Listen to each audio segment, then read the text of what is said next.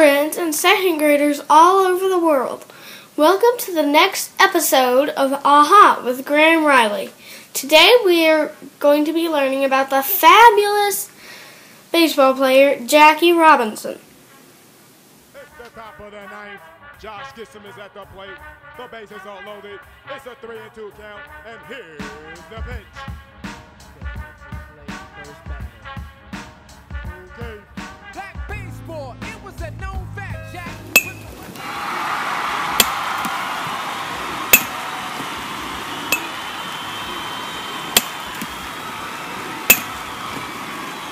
Did you know that if you're really good at baseball, you could play in the major leagues?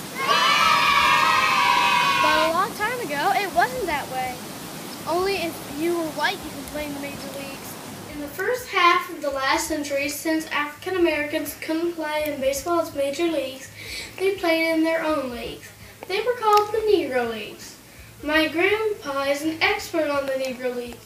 He's been on lots of the sports talk radio shows and television programs on ESPN and other sports networks, and written a lot of books on the topic. Here's his latest book. It's called Of Monarchs and Black Barons. It's dedicated to me and my sister and my cousins. For Andy and Mar, Graham and Delaney. His grandchildren are the dessert of the feast of life. He even wrote a rap song about it that was recorded by a hip-hop group. Jackie Robinson was the first player that crossed over from the Negro Leagues and played in the majors. If he was still alive, he would have been 94 a couple of weeks ago. Google celebrated that date with a Jackie Robinson Google Doodle, and there's a grown-up movie coming out in a few months about it. Here's something else. My grandpa lives in Atlanta, so it's time for a road trip. I'm going to ask him what he knows about Jackie Robinson, and if he knows anything that might not be in a textbook. And there's Black baseball, they paved the way with players like Dandy, the Devil and Dave. Black baseball, they paved the way with players like Dandy, the Devil and Dave. Black baseball, they paved the way with players. And oh, by the way, my grandfather's name is James Riley. And it's my grandpa too. That was my extremely funny sister who's hiding under the table. Come on. You're funny. The best in the game, it's a shame you don't know. Alex and double duty, and don't forget Judy. Talent was there, and it was black. Give them their credit, folks, and build them a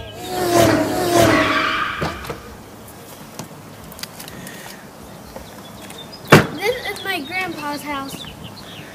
This is where me and him are going to talk about Jackie Robinson and see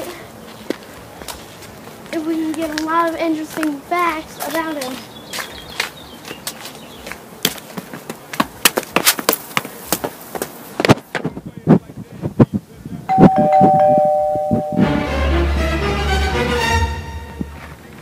Hey Graham, Hi. how are you today? Hi. You want to talk some about Jackie Robinson? Yeah. Let's go have a chat. Who was Jackie Robinson? Well, Jackie Robinson was an outstanding baseball player, football player, basketball player, and track star who became the first black player to play in the major leagues in 1947 when I was in the second grade. That's when first year he played. And up until that time, there were two separate major leagues, one for the black ball players and one for the white ball players. But when Jackie played that year and made good, then the teams started signing lots of black players, and now we just have the one league with all players playing together.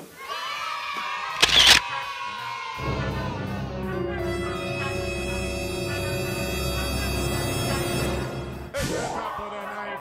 Josh Gissam is at the plate. The bases are loaded. It's a 3-2. And here's the pitch.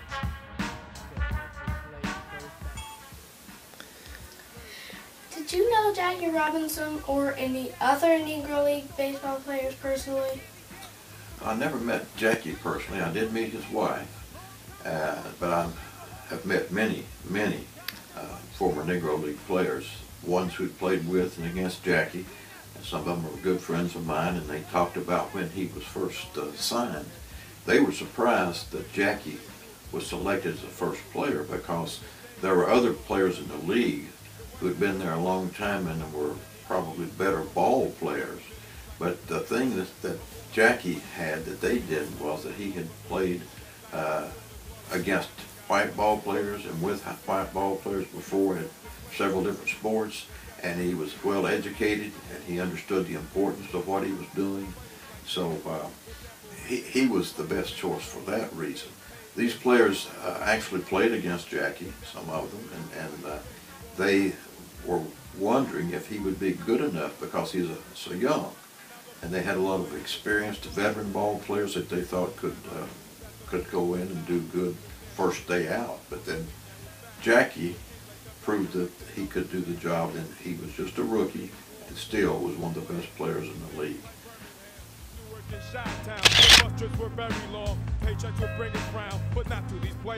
Can you tell us something about Jackie Robinson that no one else might be able to say? Well, there are a lot of things I could tell you, and I'm sure some of them that you've heard before, others you haven't. But one thing that you may not know is that he was born in Georgia, a little town called Cairo.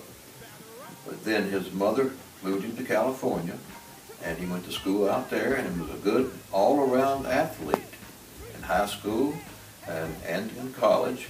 He played basketball. That was his best sport, probably. He's an All-American football player. He ran in track, and he was good at table tennis, which you would call ping pong, probably. He was good at that, and really of the major sports, baseball was his fourth best. So he was better in the other sports than he was baseball, but he was still one of the greatest baseball players of all time. Cool. Papa Bell was cool, broke any catcher's rule on the base at night. Total speed, tripped the light, coming past, flick flash, he was so fast. Scouts watching, they awed in what they saw. How did Jackie Robinson respond to the insults, and why were the insults being thrown at him and his teammates? Well, a lot of that was because of the social conditions at the time. It was a new thing, and he responded very well because it could have become a bad situation if he had lost his temper. He kept his cool and just kept playing ball and let his ball playing speak for him. There were times when someone called him names, or fans in the stands yelled things at him, but he just ignored it and kept playing good ball. And he won all of his teammates over. His teammates rallied around him, supported him, and stuck up for him, and he was just a good team player and made the team better, and everyone realized that, and they all wanted to win the championship. And so the first year that he was there, they did win the pennant and the National League.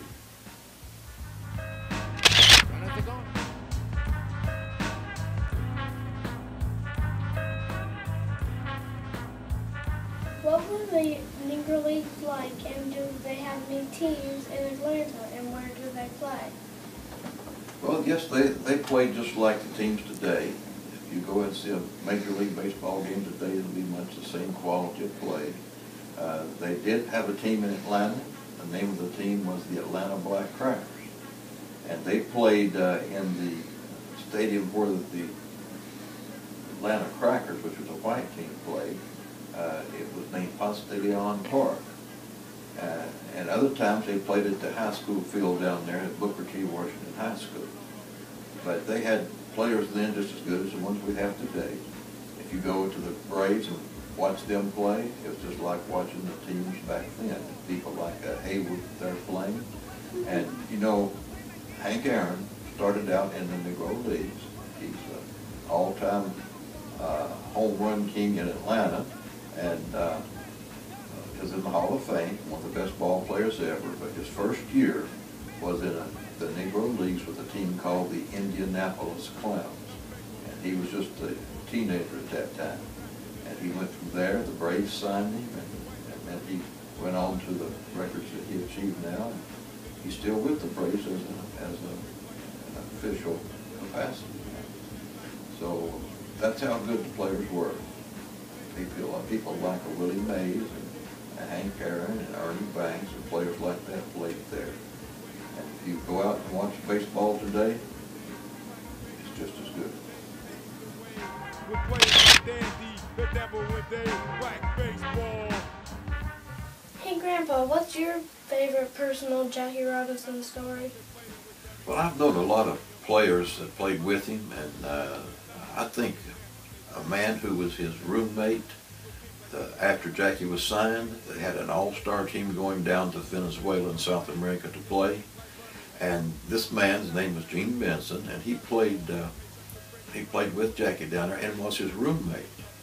And he said that he and Jackie stayed up late at night talking about how important what he was going to be doing was, and talking about he was good enough to play, not to be worried, because if he could hit the pitching that he faced in the Negro Leagues when he was with the Kansas City Monarchs, that he could hit the Major League pitching. And they talked that way many nights on that tour about the importance and building up Jackie's confidence that he was good enough. Because when he first signed with that team, this man in this picture here, named Willie Wells, was the best shortstop in the league. And he's a veteran, but they picked Jackie instead, and they wondered why. Well, the reason was because that Branch Rickey, the owner of the Brooklyn Dodgers, had just signed him to play with the Dodgers in the Major Leagues. And he wanted him on that team playing with this all-star team to get the experience that he needed. But the fact that his roommates sat up with him late at night encouraging him and giving him a lot of pointers, I think that's my favorite story, because I knew the man, Gene Benson, who was his roommate. It's a shame you don't know. Alex in double duty, and don't forget Judy. Talent was there and it was black. Give them their credit, folks, and build them a Hall of Fame. Well, Of the 7 books that you've written, which one out of all of them contains the most about Jackie Robinson? Well, all 7 of them contain something about it, but probably the one that has the most in it would be the one that's called the Biographical Encyclopedia of the Negro Leagues, because it has all the players featured, and Jackie's one of the most prominent ones. But the others also have stories about him. The players that I wrote about, like the man named Monty Irvin, tells a lot about Jackie, and another about the first baseman who was called the Black Lou Gehrig, has a lot about Jackie in it. And there's a juvenile book about the Negro Leagues that has some, and all of them have something about Jackie, because he's such an important character in baseball, and the fact that he got his beginnings in the Negro Leagues is very important, because that was sort of his proving ground. He proved himself there.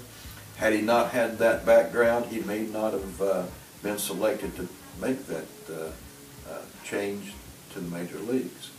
And he had to have some place to learn and to prove himself, and that's where it was in the Negro Leagues. Very interesting.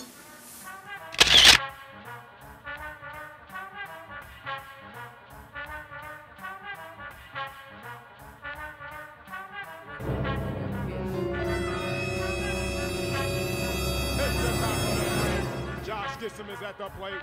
The bases are loaded. Thank you, Grandpa, for taking time to give us so much interesting information about Jackie Robinson. It'll be fun. There we go. Thank you for watching this special edition of AHA with Graham Riley. If you want to know more about Jackie Robinson or any of my grandfather's books, just visit blackbaseball.com. That's blackbaseball.com. See you next time. Back in the days, it was all segregated. The whites had the majors and then the blacks had the Negro Leagues. They both had great talent, but then us blacks have no history of all our great players. The teams in the ballpark, but we're here to shed light. Restore the